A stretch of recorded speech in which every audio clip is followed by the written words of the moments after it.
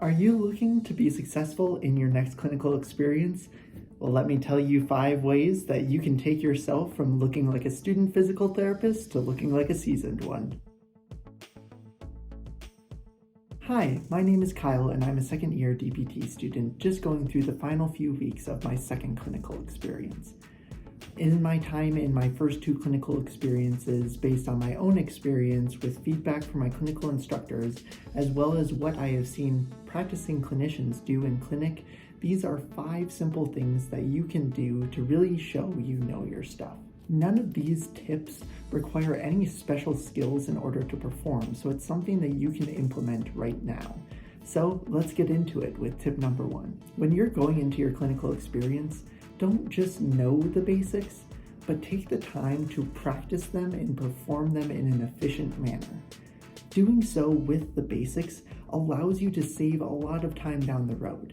Experts aren't just good at being able to do the extraordinary, but they're able to do the basics really well and quickly. So something to focus on is being able to perform those manual muscle tests, range of motion, vitals very quickly so that when you're doing an evaluation with a patient, you can go through those, doing them well, but quicker, so that way you have time later on in order to do some of these special tests or more outcome measures, especially with those more complex patients you might run into, or you just have more time for doing actual treatment at the end of your sessions. Tip number 2, intentionally plan your environment for what you are going to do ahead of the session if possible. Now, what I mean by this is, for example, an outpatient. If you know that you're having a neuro patient who's going to have some sensory difficulties, you might try and reserve a private room for their session ahead of time because you know that that might be beneficial to them in order to get the most out of your session. Another thing might be making sure to gather all of your goniometers or everything that you know that you need for your evaluation beforehand so that you aren't having to leave in the middle of talking with the patient. Another thing could be that as a patient is finishing up one exercise, you're already taking time to set up for the next one while they're finishing that set. As for inpatient, this could be some simple things like making sure that before you move a patient for a transfer, you are managing all of their wires and tubes ahead of time. You're making sure that the bed or the chair that they're being transferred to is prepared, empty, and ready for them. Or you're making sure that you open doors ahead of time so that when you're guarding a patient and need both hands on them, you aren't taking that hand away in order to prepare those things on the fly. Tip number 3. Think of what positions you will have a patient in during your session and optimize the flow of the session to minimize unnecessary changes in patient positioning. Doing so allows you to reduce transition times and makes instruction for the patient much simpler. Because they aren't moving all over the place, they don't need to think about if they're in the right position and why we're going from sitting to laying to standing back up, then sitting back down, then laying back down again. So what you really want to do is just optimize that because, as we know, saving time is going to be really important, especially in those outpatient populations.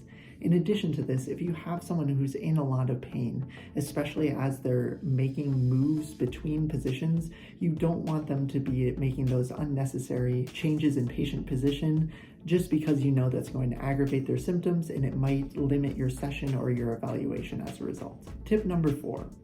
Learn to do documentation during sessions to save big time later on, while still making sure you're engaging with your patient. In practice, this may look like you're pulling up your laptop and starting to write their note as they're warming up on the stationary bike.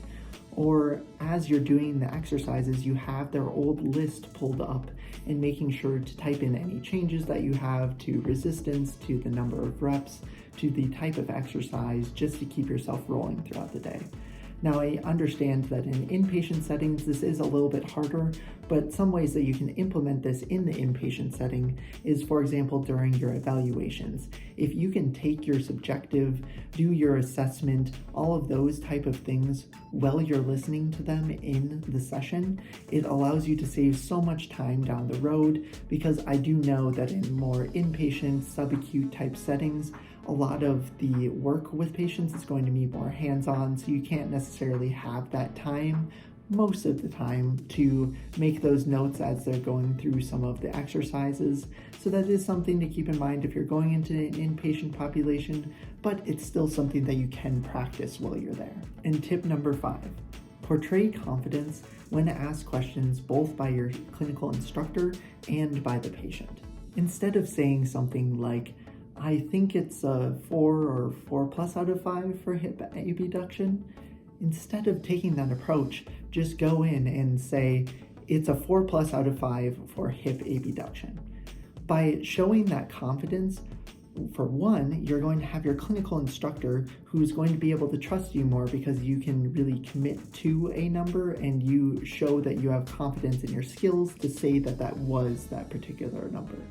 Also, when it comes to the patient, if you aren't showing the most confidence in front of them, they may feel uncertain about their presentation or that you're working with them and treating them, and they might not trust you as much.